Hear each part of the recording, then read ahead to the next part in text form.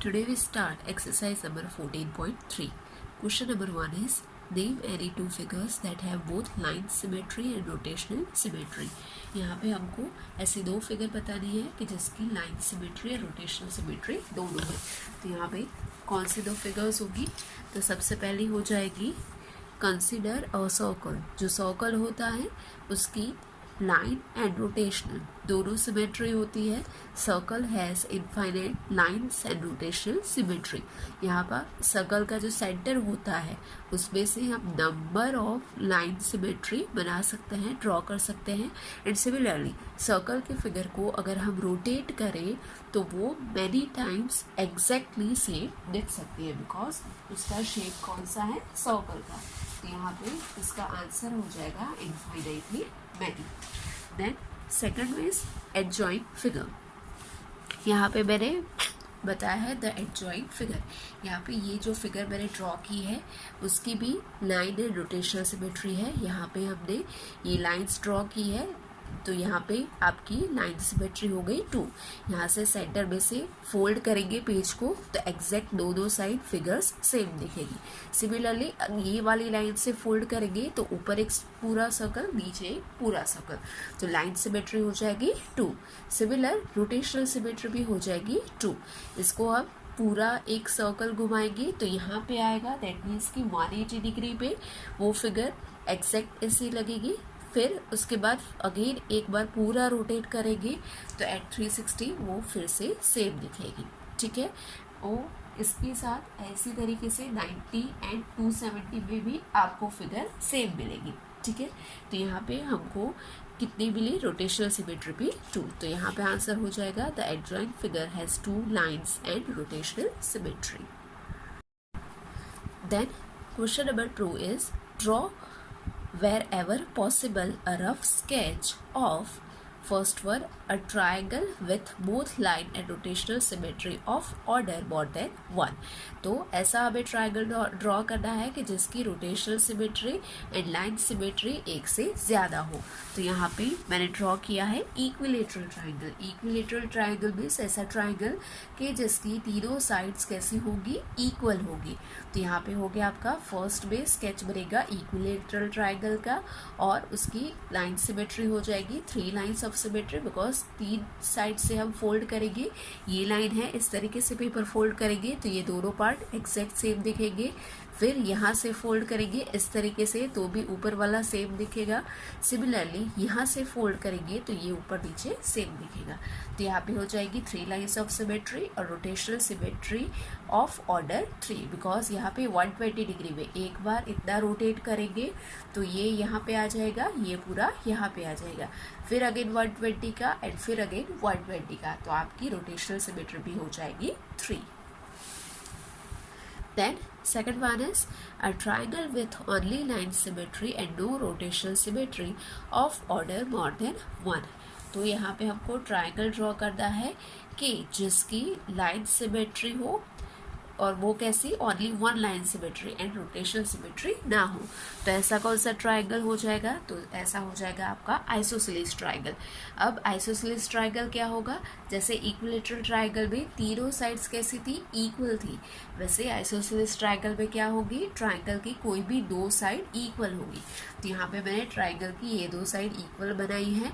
तो यहाँ से ये 2 साइड इक्वल है तो यहाँ से मैं ये लाइन ऑफ सिमेट्री यहाँ से फोल्ड करूँगी तो यहाँ से ये दोनों पार्ट कैसे दिखेंगे? हमको इक्वल दिखेंगे. जबकि इसकी रोटेशनल सिमेट्री नहीं हो पाएगी. वाई? बिकॉज यहाँ पे सिर्फ 2 लाइन्स ही हैं, 2 साइड्स ही हैं कि जो इक्वल है. तो यहाँ पे हो जाएगा only 1 line of symmetry and no rotational symmetry. Third one is a quadrilateral with a rotational symmetry of order more than 1 but not a line symmetry. तो यहाँ पे ऐसा क्वाड्रिलेटरल ड्रॉ करना है हमें कि जिसकी लाइन सिमेट्री नहीं हो बट रोटेशनल सिमेट्री हो. तो यहाँ पे क्या हो जाएगा, ये हो जाएगी आपकी फिगर ऑफ पैरेललोग्राम। पैरेललोग्राम में क्या हो जाएगा, पैरेललोग्राम में नो लाइन ऑफ सिमेट्री। अगर हम इस तरीके से लाइन को कट करेंगे तो भी एक बड़ा पार्ट एक छोटा पार्ट, यहाँ से कट करेंगे तो भी ये आगे जा रहा है, ये तो यहाँ तक ही रह रहा है। तो दैट मीन्स कि ये पैरेललोग्राम में लाइन ऑफ सिमेट्री पॉसिबल नहीं है। जबकि रोटेशनल सिमेट्री ऑफ ऑर्डर 2 हो जाएगी, बिकॉज इसको हम पूरा यहाँ पे लाएंगे तो सेम लगेगा, और यहाँ से 180 से वापस 360 पे ले जाएंगे तो भी सेम दिखेगा। तो यहाँ पे इसकी रोटेशनल सिमेट्री हो जाएगी 2, और उसका एंगल क्या हो जाएगा, एंगल ऑफ रोटेशन हो जाएगा 180। Then fourth one is a quadrilateral with line symmetry but not rotational symmetry of order more than 1। तो यहाँ पे कौन सा फिगर बनेगा, यहाँ पे फोर्थ में फिगर बनेगा आइसोसेलेस ट्रेपीजियम का।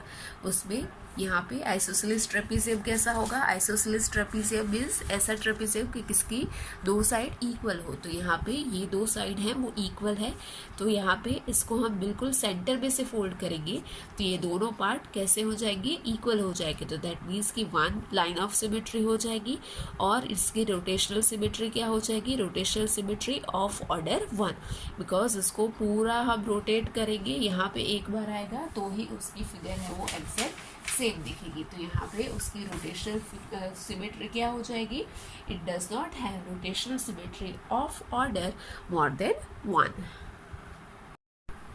Now question number 4 is fill in the blanks.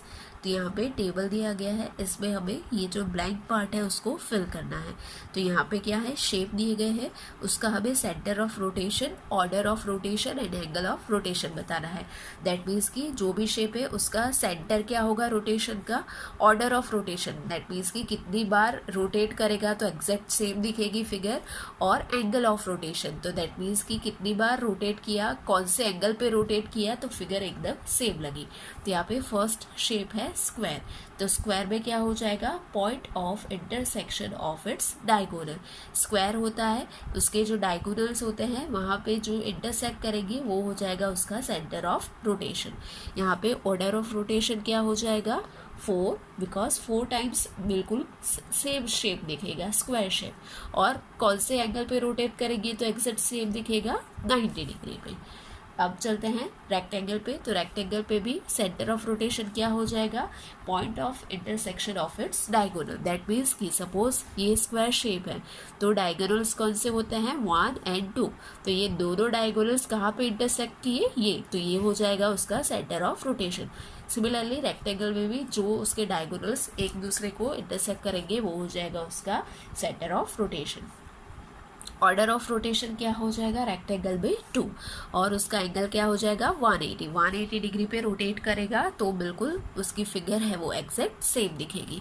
फिर नेक्स्ट शेप है रोम्बस। तो रोम्बस में भी सेंटर ऑफ रोटेशन सेम होगा, डायगोनल का इंटरसेक्शन पॉइंट, उसका ऑर्डर ऑफ रोटेशन क्या हो जाएगा 2, और यहाँ पर भी हो जाएगा 180 का वो पूरा रोटेट करेगा 180 डिग्री का तो सेम लिखेगा, और उसके बाद 180 फिर से रोटेट करेगा तो सेम दिखेगा।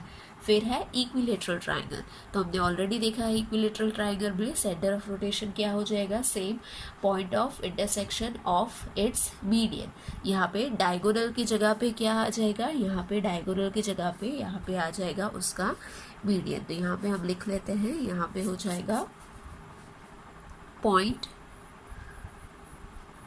of intersection of its medians। medians means की जो वर्टिस में पास होके, वर्टिस से निकल के उसकी जो सामने ऑपोजिट साइड है उसका सेंटर वाला पोर्शन हो, वहाँ पे इंटरसेक्ट करे ऐसी लाइन। जैसे कि सपोज यहाँ पे ये ट्राइंगल है तो इसका मीडियन कौन सा होगा, यहाँ पे ये वर्टेक्स से स्टार्ट करेंगे और उसकी ऑपोजिट वर्टेक्स को बिल्कुल जो सेंटर पोर्शन है उस पर डिवाइड करें तो ये हो जाएगा उसका मीडियन। तो यहाँ पे सेंटर ऑफ रोटेशन हो जाएगा point of intersection of its median. फिर उसके बाद ऑर्डर ऑफ रोटेशन कितना हो जाएगा, इक्विलेटरल ट्रायंगल में 3 बार सबसे इक्वल 3 बार एकदम एग्जैक्ट इक्वल दिखती है और उसकी एंगल ऑफ रोटेशन उसका हो जाएगा 120 डिग्री। फिर आता है रेगुलर हेक्सागोन। तो रेगुलर हेक्सागोन का भी सेंटर ऑफ रोटेशन क्या हो जाएगा, same point of intersection of its diagonal. फिर यहाँ पे ऑर्डर ऑफ रोटेशन क्या हो जाएगा 6, बिकॉज उसको हम घुमाएंगे तो टोटल 6 टाइम्स जो फिगर है वो एग्जैक्ट सेम दिखेगी। वाई, बिकॉज यहाँ पे हेक्सागोन है, 6 साइड होती है तो 6 बार वो एग्जैक्ट सेम दिखती है। और उसका एंगल ऑफ रोटेशन कितना होगा 60 डिग्री। फिर उसके बाद है सर्कल। तो सर्कल में सेंटर क्या हो जाएगा, सेंटर ऑफ द सर्कल। फिर यहाँ पे ऑर्डर ऑफ रोटेशन कितना हो जाएगा इनफाइनाइट, बिकॉज उसको हम रोटेट करेंगे तो हर एक साइड हर एक पॉइंट पे वो एग्जैक्ट सेम दिखेगी। और यहाँ पे एंगल क्या हो जाएगा, एवरी एंगल, बिकॉज सारे एंगल पे सर्कल है वो एकदम एग्जैक्ट सेम दिखेगा। फिर उसके बाद है सेमी सर्कल। सेमी सर्कल का सेंटर ऑफ रोटेशन क्या हो जाएगा, उसका सेंटर हो जाएगा। तो यहाँ पे हो जाएगा सेंटर। फिर ऑर्डर रोटेशन हो जाएगा 1, बिकॉज उसको रोटेट करेंगे तो सिर्फ एक ही बार वो एग्जैक्ट सेम दिखेगी। और वो कौन से एंगल पे, तो पूरा 360 का हम रोटेट करेंगे, पूरा 360 घुमाएंगे तो ही वो फिगर है वो सेम दिखेगी। जैसे कि यहाँ पे सेमी सर्कल इस तरीके से होगा, ठीक है। सर्कल को हाफ कर दे तो सेमी सर्कल, तो इसको यहाँ से हम पूरा घुमा देंगे तब भी ये ऐसी फिगर दिखेगी। दैट इज वाई यहाँ पे उसका एंगल ऑफ रोटेशन हो जाएगा 360 degree. Then next is question number 5.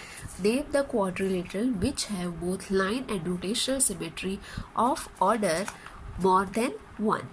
तो यहाँ पे हमको ऐसे क्वाड्रिलेटरल के नाम बताने हैं कि जिसकी लाइन एंड रोटेशनल सिमेट्री एक से ज़्यादा होती है। तो यहाँ पे हमको सबसे पहले तो टाइप्स ऑफ क्वाड्रिलेटरल पता होने चाहिए, जैसे कि स्क्वायर है, रेक्टेंगल है, रोम्बस है, पैरेललोग्राम है, ट्रेपीजियम है। So this all are the types of quadrilateral. उसमें से अब हमें ये ऐसे क्वाड्रिलेटरल के नाम बताने हैं कि जिसकी लाइन एंड रोटेशनल सिमेट्री एक से ज़्यादा हो। तो उसका आंसर क्या हो जाएगा, rectangle, rhombus and square, because ये सारे ऐसे शेप्स है कि जिसकी रोटेशनल एंड लाइन सिमेट्री एक से ज़्यादा है। तो यहाँ पे इसका आंसर हो जाएगा rectangle, rhombus and square are the 3 quadrilateral having both line symmetry and rotational symmetry of order more than 1. Then next is question number 6. उसमें क्या है, after rotating by 60 about the center, a figure looks exactly the same as its original position. At what other angles will this happen for the figure? तो यहाँ पे बोला गया है कि कोई एक ऐसा शेप है कि जिसको 60 डिग्री रोटेट करे तो वो एग्जैक्ट सेम दिखता है, तो उसके बाकी के एंगल्स क्या होंगे। तो सी यहाँ पे 60 डिग्री पे सेम दिखा है, तो उसके बाद दूसरा 60 डिग्री हम घुमाएंगे तो सेम लगेगा, उसके बाद और 60 डिग्री, उसके बाद और 60 डिग्री। तो दैट मीन्स कि सारे क्या हो जाएंगे, 60 के मल्टीपल्स हो जाएंगे। तो यहाँ पे आंसर आपको कैसे लिखना है, यहाँ पे इसका आंसर हो जाएगा the figure will look exactly the same after rotating through the angles which are multiples of 60 degree up to 36 degree. That means कि rotating through 60 2s are 120, 63s are 180, 64s are 240, 65s are 300 and 16s are 360 degree. So that means कि सारे 60 के multiples करेंगे 360 तक, तो वो बाकी के आपके रोटेटिंग एंगल्स हो जाएंगे। ठीक है, 360 तक क्यों किया, बिकॉज पूरा एक सर्कल घूमने में कितना एंगल होता है 360 डिग्री का। Then, उसके बाद 7th question is, can we have a rotational symmetry of order more than 1 whose angle of rotation is 45 degree and 17 degree? तो यहाँ पे बोला गया है कि रोटेशनल सिमेट्री एक से ज़्यादा हो सकती है अगर यहाँ पे angle of rotation 45 degree and 17 degree हो। तो सबसे पहले हम देख लेते हैं 45 डिग्री के लिए। तो यहाँ पे फर्स्ट है 360 degree is divisible by 45 degree. 360 45 45 से डिवाइड हो सकता है, बिकॉज इसको हम डिवाइड करेंगे तो 8 से कम्प्लीटली डिवाइड हो जाएगा। तो इसका मीनिंग क्या हुआ कि इसकी रोटेशनल सिमेट्री क्या हो जाएगी, रोटेशनल सिमेट्री ऑफ ऑर्डर हो जाएगा 8, बिकॉज वो कम्प्लीटली डिवाइड हो गया 8 से। तो यहाँ पे हो जाएगा therefore if the angle of rotation is 45 degree then the rotational symmetry will be of order 8। फिर दूसरा नंबर था कौन सा, 17। तो यहाँ पे हो जाएगा 360 degree is not divisible by 17। 17 से डिवाइड नहीं हो सकता 360 डिग्री, तो यहाँ पे आंसर हो जाएगा therefore if the angle of rotation is 17 degree then the order of the rotational symmetry can not be more than 1, because 17 completely divisible नहीं है 36 से। तो दैट इज़ वाई अगर वो उसका एंगल 70 डिग्री है तो उस केस में रोटेशनल सिमेट्री क्या हो जाएगी, 1 ही होगी, 1 से ज़्यादा नहीं हो सकती।